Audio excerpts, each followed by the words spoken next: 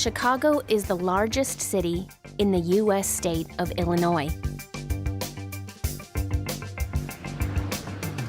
Some of the things it is famous for are pizza, gangsters, and sports.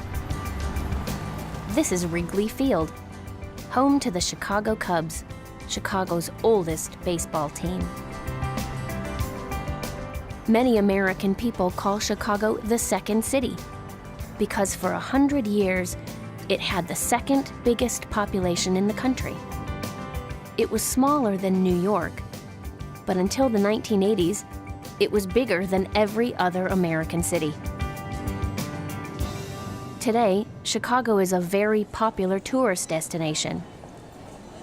Every year, over 30 million people visit the city. They go to the Millennium Park, the newest park in Chicago.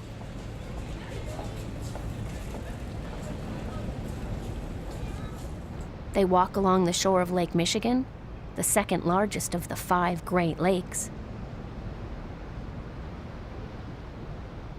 And they admire the view from the top of the Willis Tower.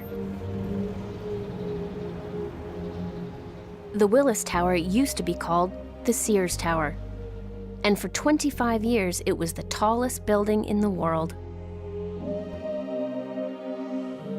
In 1969, Sears Roebuck and Company, the largest department store chain in the world at that time, built the tower to use as office blocks.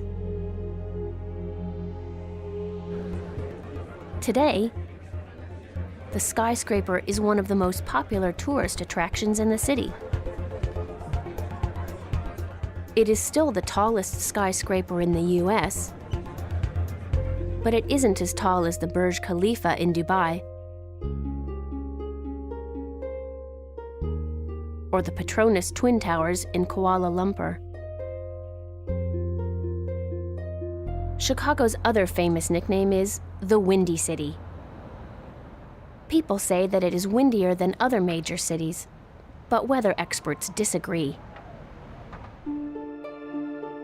In fact, scientists predict that Chicago will have a very different climate in the future. They say that it won't be as cold and windy as it is now, but will be warmer and wetter. This will mean many changes, but Chicago is further ahead than most other cities in its preparations for climate change.